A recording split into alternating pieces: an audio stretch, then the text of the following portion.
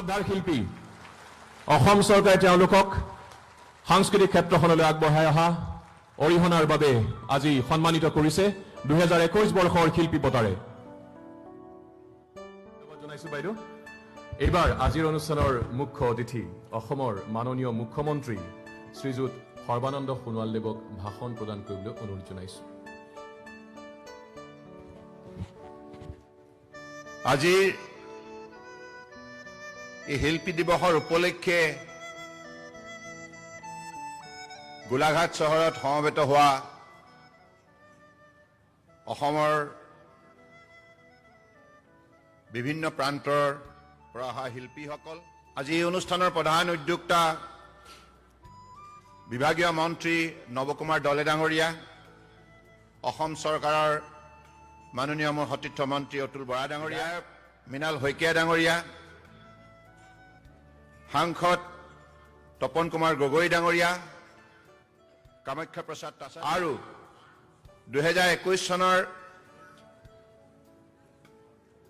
এই শিল্পী বঁটা প্ৰাপক শ্ৰদ্ধেয় ইন্দেশ্বৰ পেগু ডাঙৰীয়া, শ্ৰদ্ধেয় নমিতা ভট্টাচাৰ্য বিভাগৰ সচিব মাধুৰীমা বৰুৱা সেন ডাঙৰীয়ানী, সঞ্চালক যাদৱ শইকীয়া ডাঙৰীয়া আৰু সমবেত পৰম শ্ৰদ্ধা ৰাইজ আৰু সাংবাদিক বন্ধুসকল, আজি শুভ মুহূৰ্তত উপস্থিত থকা আপোনালোক সকলোৰে প্ৰতি 2021 বৰ্ষৰ উপলক্ষে, ইংৰাজী নৱবৰ্ষৰ উপলক্ষে আন্তৰিক শুভেচ্ছা জ্ঞাপন কৰিছোঁ আৰু অসমীয়া ভোগালী বিহুৰ ওলগ যাচিছোঁ। ৰূপকৰ জ্যোতিপ্ৰসাদ আগৰৱালাদেৱৰ বিষয়ে আমি সকলোৱে জানো। অসমীয়া ৰাইজৰ হৃদয়ত আছে ৰূপকৰ জ্যোতিপ্ৰসাদ আগৰৱালা। এইগৰাকী মহান শিল্পীয়ে জয়মতী ছবি নিৰ্মাণ কৰি এটা আধুনিক যুগৰ সূচনা কৰিছিল সাংস্কৃতিক জগতত, আৰু সেইগৰাকী মহান শিল্পীৰ কৰ্মসাধনাই আজি অসমীয়া জাতিক বৰাক ব্ৰহ্মপুত্ৰ পাহাৰ ভৈয়ামত অনুপ্ৰাণিত কৰি একবিংশ শতিকাত শৃংখলাবদ্ধভাৱে নিজক প্ৰস্তুত কৰি বিশ্বজয় কৰাৰ দিশত অগ্ৰসৰ হ'বলৈ সাহস যোগান ধৰিছে। সেইগৰাকী মহান শিল্পীৰ শ্ৰীচৰণত মই কোটি কোটি প্ৰণিপাত যাচিছোঁ। আজি আমি অসমখন আধুনিক যুগত এই বিজ্ঞানৰ প্ৰযুক্তিবিদ্যাৰ পৃথিৱীত, প্ৰতিযোগিতাৰ পৃথিৱীত যোগ্যতাৰে আজি ইয়াৰ মান সন্মান ৰক্ষা কৰি উন্নতিৰ দুৱাৰদলিত পদাৰ্পণ কৰাব লগা হ'লে আমি সকলোৱে ৰূপকৰ জ্যোতিপ্ৰসাদ আগৰৱালাদেৱৰ আদৰ্শৰে আমি অগ্ৰসৰ হ'ব লাগিব। তেখেতে মহান মানৱীয় বাণীৰে আজি তেখেতৰ যি অমৰ সৃষ্টি, এই সৃষ্টিত মানৱতা প্ৰকাশ পাইছে। আন্তৰিকতা, শ্ৰদ্ধা, ভক্তি, মৰম, চেনেহ, মানৱীয় প্ৰমূল্যবোধ বিৰাজমান তেখেতৰ এই মহান আদৰ্শত। গতিকে সেইখিনি আমি সকলোৱে গভীৰ উপলব্ধি কৰি যদি আমি সকলোৱে সৰুগত কৰি ইয়াক গ্ৰহণ কৰি আমাৰ জীৱন যাত্ৰাত আমি যদি নিষ্ঠাৰে কৰ্মজীৱনত ইয়াক পালন কৰি চলোঁ, সমাজখন সদায় ভাৰতবৰ্ষৰ বুকুত, বিশ্বৰ বুকুত এইখন বৃহত্তৰ অসমীয়া সমাজ সৰ্বাংগ সুন্দৰ সমাজ হিচাপে ই সুকীয়া পৰিচয় বুটলিবলৈ সক্ষম হ'ব। আজি মই বিশেষকৈ আইডি সন্দিকৈ যিগৰাকী মহান অভিনেত্ৰী, যিগৰাকীৰ অভিনয়ে কেৱল অসমতে নহয় ভাৰতবৰ্ষৰ বিভিন্ন পৰিচালকসকলৰ দৃষ্টি আকৰ্ষণ কৰিবলৈ সক্ষম হৈছিল। গতিকে সেইগৰাকী মহান অভিনেত্ৰী মই আজি গভীৰ শ্ৰদ্ধাঞ্জলি জ্ঞাপন কৰিছোঁ। এই গোলাঘাট অসমৰ বুকুত অন্যতম গুৰুত্বপূৰ্ণ অঞ্চল হিচাপে খ্যাত। এই গোলাঘাটে বহু সুসন্তান অসমীয়া জাতীয় জীৱনলৈ উপহাৰ দিছে। গতিকে সেই সকল মহান শিল্পীক মই আন্তৰিকতাৰে শ্ৰদ্ধা জনাইছোঁ। সকলোৰে নাম উল্লেখ কৰাটো সম্ভৱ নহ'ব। শিৱপ্ৰসাদ ঠাকুৰ, মনীন বৰুৱা, তপোবত বৰুৱা, মৃদুলা বৰুৱা, এনেধৰণে বহু, মঞ্জুলা বৰুৱা, বহু শিল্পী আছে যিসকলে আজি বোলছবি জগতৰ লগতে অসমৰ সাংস্কৃতিক জগতখনক চহকী কৰাৰ ক্ষেত্ৰত উল্লেখযোগ্য বৰঙণি আগবঢ়াইছে। এই গোলাঘাট জিলাই অসমৰ সংগ্ৰামী সত্তাও ই প্ৰদান কৰিছে। অসমৰ খেতিয়কসকলে এই গোলাঘাট জিলাতেই বিশেষভাৱে কৰ্ম সংস্কৃতিৰ দ্বাৰা নিজক স্বাৱলম্বী কৰাৰ দিশত উল্লেখযোগ্য সফলতা কঢ়িয়াই অনাৰ ক্ষেত্ৰতো গোলাঘাটে অসমৰ বুকুত বিশেষ স্থান দখল কৰিবলৈ সক্ষম হৈছে। গতিকে মই গোলাঘাট জিলাৰ প্ৰতিগৰাকী খেতিয়কলৈ মোৰ আন্তৰিক কৃতজ্ঞতা জ্ঞাপন কৰিছোঁ। ক্ষুদ্ৰ চাহ খেতিয়কৰ আন্দোলন ইয়াৰ পৰাই আৰম্ভ হৈছিল। সেউজ বিপ্লৱ অৰ্থাৎ আজি ক্ষুদ্ৰ চাহ খেতিয়কসকলে সমগ্ৰ অসমতে এই চাহ খেতি কৰি আজি অসমৰ সেউজীয়া বাতাবৰণটো জীয়াই ৰখাৰ ক্ষেত্ৰত উল্লেখযোগ্য অৱদান আগবঢ়াইছে। আগৰ খেতিৰ যোগেদিও গোলাঘাট জিলাৰ খেতিয়কসকলে সমগ্ৰ ভাৰতবৰ্ষৰ নহয় বিশ্বৰ দৃষ্টি আকৰ্ষণ কৰিবলৈ সক্ষম হৈছে। গতিকে গ্ৰাম্য অৰ্থনীতি টনকিয়াল কৰাৰ ক্ষেত্ৰত উঠি অহা যুৱক যুৱতীক উপাৰ্জনৰ ক্ষেত্ৰত গোলাঘাট জিলাই অগ্ৰণী ভূমিকা পালন কৰি আহিছে। গতিকে সেইবাবে আজি শিল্পী দিৱস ইয়াত উদযাপন হোৱাটো মই ভাবোঁ আমাৰ সকলোৰে বাবে উৎসাহৰ বতৰা। কাৰণ ৰূপকোঁৱৰ জ্যোতিপ্ৰসাদ আগৰৱালাদেৱো গণশিল্পী আছিল। তেখেতেও আমাৰ কৃষক ৰাইজৰ মনৰ আশা আকাংক্ষা জীৱনৰ সপোন সম্পূৰ্ণৰূপে প্ৰতিফলন ঘটাবৰ বাবে তেখেতৰ অমৰ সৃষ্টিৰ যোগেদি সেইবিলাক কামত বিশেষভাৱে আত্মনিয়োগ কৰিছিল। গতিকে মই ভাবোঁ যে আজি এই সুভাষখনত সমবেত সমূহ ৰাইজে এটি কথা মনত ৰাখিব লাগিব যে আমি যেতিয়ালৈকে আমাৰ মাজত আন্তৰিকতা সদ্ভাৱনা ভাতৃত্ববোধ জীয়াই ৰাখিব পাৰোঁ তেতিয়ালৈকে আমি শক্তিশালী। কাৰণ গুৰুজনাৰ আমাক সমন্বয়ৰ যোগেদি শক্তিশালী হোৱাৰ কথা কৈ গৈছে আৰু সমান্তৰালভাৱে অমৰ সৃষ্টিত সেই কথাবিলাক প্ৰকাশ পাইছে।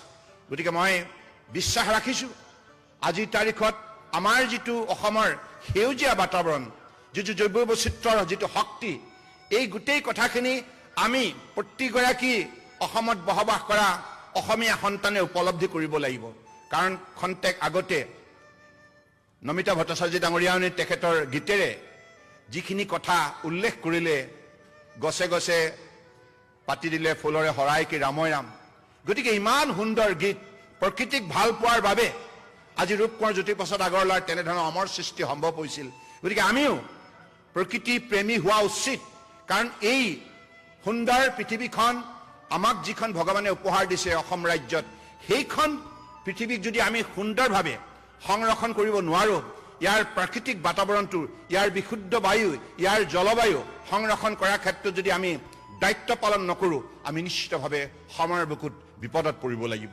গতিকে এই কথাবিলাক আমাৰ যিমান মহান মনীষী আছে, মই দেখিছোঁ প্ৰত্যেকেই প্ৰকৃতি প্ৰেমী হিচাপে সকলো মুহূৰ্ততে এই চেতনাটো মানৱ সমাজক বিভিন্ন সময়ত প্ৰদান কৰি গৈছে।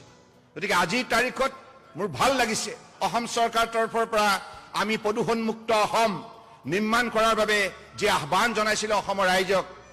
কাৰণ কিছু বছৰ আগলৈকে অসমৰ বুকুত এনেধৰণৰ এটা মানুহৰ মাজত স্বভাৱ গঢ় লৈ উঠিছিল যে সকলোৱে গছ কটাৰ প্ৰৱণতা বৃদ্ধি কৰিছিল, গছ ৰোৱাৰ প্ৰৱণতা বৃদ্ধি কৰা নাছিল। আমি সকলোৱে শংকিত হৈছিলোঁ যদি এই অৱস্থা যদি চলি থাকিব লগা হয়, এইখন অসম মৰুভূমিলৈ পৰিণত হ'ব। যাই কি নহওক, শেহতীয়াকৈ হ'লেও অসমৰ বৰাক ব্ৰহ্মপুত্ৰ পাহাৰ ভৈয়ামৰ ৰাইজে এই কথাখিনি উপলব্ধি কৰিলে যে আমি প্ৰকৃতি সংৰক্ষণ কৰিব লাগিব। আমাৰ নদ নদী, খাল বিল, পাহাৰ ভৈয়াম, জান জুৰি, আমাৰ জৈৱ বৈচিত্ৰ্য আমি সংৰক্ষণ কৰিব লাগিব। গছ থাকিলেহে মানুহ থাকিব। তাহানিৰ পৰা আজুককাৰ সাধুৰ যোগেদি এই কথাষাৰ প্ৰকাশ পাই আহিছে। গুৰুজনাও কৈছে এক বৃষ দশপুত্ৰ সম। গতিকে সেইবাবে আজি প্ৰতিগৰাকী কবি সাহিত্যিকে প্ৰকৃতিক গুণানুকীৰ্তন কৰি চৰাই চিৰিকটিৰ পৰা আৰম্ভ কৰি গছ গছনি, পাহাৰ পৰ্বত, ভৈয়াম, খাল বিল এইবিলাকক গুণানুকীৰ্তন কৰি মানৱ সমাজক এই চেতনা প্ৰদান কৰি গৈছে যে আমি সকলোৱে প্ৰকৃতিক ভাল পাব লাগিব, প্ৰকৃতিক সংৰক্ষণ কৰিব লাগিব, আৰু তেতিয়াহে মানৱ সমাজ সুস্থ সবল হৈ থাকিবলৈ সক্ষম হ'ব। গতিকে সেইবাবে মই অত্যন্ত আনন্দিত যে আমাৰ কাৰ্যকালত 8,50,00,000 গছ বিভিন্ন প্ৰজাতিৰ অসমৰ বুকুত আমি ৰুবলৈ সক্ষম হলো, ফল ফুল ঔষধি। কাৰণ আমাৰ উঠি অহা সাহিত্যিক হওক, লেখক লেখিকা হওক, কবি হওক, আমাৰ শিল্পী হওক, সকলোৱে আমাৰ যিখন অসম, এইখন অসম সুন্দৰভাৱে তেখেতসকলে গুণানুকীৰ্তন কৰি বিশ্বৰ বুকুত ইয়াৰ সৌন্দৰ্যৰ সুবাস প্ৰদান কৰিব লাগিব। আমি যে ইমান সুন্দৰ এখন ৰাজ্যত বসবাস কৰোঁ, যিখন ৰাজ্যৰ অপৰূপ দৃশ্য, যিখন ৰাজ্যৰ উন্নত মানৱ সমাজ, বাৰেৰখনীয়া কৃষ্টি সংস্কৃতিৰ হাৰুৱা পতাৰ, এই কথাবিলাক আমি নিশ্চিতভাৱে বিশ্বৰ মানৱ সমাজক উমান দিব লাগিব। তেতিয়াহে আমাৰ এইখন অসম ৰাজ্যৰ সৌন্দৰ্য সকলোৱে সঠিকভাৱে উমান পাব আৰু আমিও ভৱিষ্যত প্ৰজন্মক এইখন সমাজত সুস্থ সবল একোগৰাকী আদৰ্শ নাগৰিক হিচাপে গঢ় দিয়াৰ ক্ষেত্ৰত আমি উল্লেখযোগ্য পদক্ষেপ ল'ব পাৰিম। গতিকে মই আশা ৰাখিছোঁ এই শিল্পী দিৱসতে আমি সংকল্প ল'ব লাগিব, কাৰণ আমাৰ মহান শিল্পী ৰূপকোঁৱৰ জ্যোতিপ্ৰসাদ আগৰৱালাদেৱে সকলো সময়তে আনিবৰ কাৰণে দুষ্কৃতি আঁতৰ কৰি সংস্কৃতি প্ৰতিষ্ঠা কৰিবৰ কাৰণে প্ৰয়াস কৰিছিল আৰু সমাজৰ পৰা অন্ধবিশ্বাস আঁতৰ কৰিবৰ কাৰণে প্ৰয়াস কৰিছিল। গতিকে তাহানিৰ কালত তেখেতে ছবি নিৰ্মাণ কৰোঁতে বিভিন্ন ঠাইলৈ যাওঁতে যিমানবিলাক প্ৰত্যাহ্বানৰ সন্মুখীন হৈছিল, এই সকলোবিলাক প্ৰত্যাহ্বানৰ প্ৰত্যুত্তৰ দিবৰ বাবে তেখেতে বিভিন্ন সময়ত বিভিন্ন ধৰণে যিবিলাক পদক্ষেপ গ্ৰহণ কৰিব লগা হৈছিল, সেই অভিজ্ঞতাৰ ওপৰত ভিত্তি কৰিয়েই আমাক তেখেতে এই কথা কৈ গৈছে যে আমি এখন এনেধৰণৰ সুন্দৰ সমাজ নিৰ্মাণ কৰিব লাগিব য'ত কেৱল সংস্কৃতি থাকিব, শিষ্টাচাৰ থাকিব আৰু য'ত থাকিব সহনশীলতা, সহিষ্ণুতা, সংযমী আৰু আন্তৰিকতা, মানৱতা। গতিকে সেইখন সমাজ নিৰ্মাণ কৰাৰ বাবে আমিও প্ৰয়াস কৰিছোঁ। চৰকাৰত থাকিও আমি দুৰ্নীতিমুক্ত অসম নিৰ্মাণ কৰি সেইখন সমাজ প্ৰাণৱন্ত কৰি তোলাৰ বাবে প্ৰয়াস কৰিছোঁ। আজি অসমৰ শাসন ব্যৱস্থা যদি কেনেবাকৈ দুৰ্নীতি আৰু ভ্ৰষ্টাচাৰে গ্ৰাস কৰে, তেতিয়াহ'লে এইখন সমাজক শাসন ব্যৱস্থাই কোনো ধৰণৰ বৰঙণি আগবঢ়াব নোৱাৰে, শাসন ব্যৱস্থাই কেতিয়াও মূল্যবোধ প্ৰতিষ্ঠা কৰিব নোৱাৰে। গতিকে সেইবাবে 2016 চনৰ পৰাই দুৰ্নীতিমুক্ত অসম গঢ় দিয়াৰ নিমিত্তে আমি সংকল্প গ্ৰহণ কৰিলোঁ, অসমৰ জনগণক আহ্বান জনালোঁ, আপোনালোকে আমাক এই ক্ষেত্ৰত সহায় কৰক। আজি এই মুহূৰ্তত মই সৌগৌৰৱেৰে এই কথা ক'ব পাৰোঁ, অসমৰ বৰাক ব্ৰহ্মপুত্ৰ পাহাৰ ভৈয়ামৰ সকলো জাতি, জনগোষ্ঠী, ভাষা ভাষী ধৰ্মাৱলম্বীৰ সহযোগিতাৰ ভিত্তিত আজি অসম চৰকাৰে দুৰ্নীতিৰ বিৰুদ্ধে যি অভিযান চলাইছিল, এই অভিযানত আমি উল্লেখযোগ্য সফলতা অৰ্জন কৰিবলৈ সক্ষম হৈছোঁ। ইয়াৰ ফলত আজি নিযুক্তিৰ ক্ষেত্ৰতো দুখীয়া পৰিয়ালৰ পুত্ৰ কন্যাই মেধাভিত্তিত কাকোৱে খাতিৰ নকৰাকৈ কোনো ধৰণৰ কাৰোৰে ওচৰত গৈ উপঢৌকন নিদিয়াকৈ তেখেতসকলে যোগ্যতাৰ ভিত্তিত আজি এই হৈছে সংস্কাৰ, যি সংস্কাৰ ৰূপকোঁৱৰ জ্যোতিপ্ৰসাদ আগৰৱালাদেৱে আন্তৰিকতাৰে বিচাৰিছিল, সেই সংস্কাৰ আৰু শক্তিশালী কৰাৰ যাত্ৰাত এইখন চৰকাৰে দৃঢ়তাৰে আগুৱাই যাব, এই কথা নিশ্চিত। কাৰণ এই শিল্পী দিৱসতে আমি সকলোৱে সুন্দৰৰ পূজাৰী হৈ, সুন্দৰ মনৰ অধিকাৰী হৈ সংস্কাৰ সম্ভৱ কৰাৰ বাবে আমি সকলোৱে এই জাতিটোক উল্লেখযোগ্য বৰঙণি আগবঢ়াব লাগিব। গতিকে সেইখিনি সম্ভৱ মই বিশ্বাস ৰাখিছোঁ যে আজি বিশেষকৈ দুগৰাকী মহান শিল্পীক আজি এই বঁটা প্ৰদান কৰা হৈছে। পৰম শ্ৰদ্ধাৰ পেগু ডাঙৰীয়া আৰু নমিতা ভট্টাচাৰ্য ডাঙৰীয়া, দুয়োগৰাকী শিল্পীয়ে অসমীয়া জাতীয় জীৱনলৈ উল্লেখযোগ্য বৰঙণি আগবঢ়াইছে। তেখেতসকলৰ গীতেৰে, তেখেতসকলৰ বিভিন্ন সৃষ্টিৰ দ্বাৰা আজি উঠি অহা প্ৰজন্মক উদ্বুদ্ধ কৰি তুলিছে। গতিকে এগৰাকী শিল্পী হৈছে ঈশ্বৰৰ বাণী কঢ়িওৱা দূত, মই তেনেধৰণে সদায় উপলব্ধি কৰোঁ।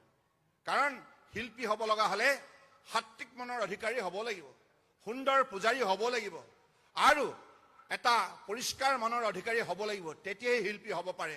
কাৰণ শিল্পীসকলক জনসাধাৰণে নিস্বাৰ্থভাৱে ভাল পায়, এইবাবে ভাল পায় যে শিল্পীসকলে যিবিলাক গীত গায়, এই গীতৰ দ্বাৰা মানুহৰ মনৰ মলিনতা আঁতৰ কৰি তাত সংস্কাৰ সম্ভৱ কৰি তোলে। গতিকে সেইবাবে এনেধৰণৰ মহান শিল্পীয়ে আজি অসমৰ জাতীয় জীৱনলৈ যিখিনি বৰঙণি আগবঢ়াইছে, ইয়াৰ ফলত উঠি অহা প্ৰজন্মই নিজক একোজন শৃংখলাবদ্ধ, সৎ নিষ্ঠাৱান দেশৰ নাগৰিক হিচাপে গঢ় দিয়াৰ ক্ষেত্ৰত অনুপ্ৰাণিত হৈছে। গতিকে শিল্পীৰ অবিহনে এখন সমাজ মানসিকভাৱে স্বাস্থ্যৱান হ'ব নোৱাৰে। শিল্পীয়ে সুন্দৰ মন গঢ় দিয়ে।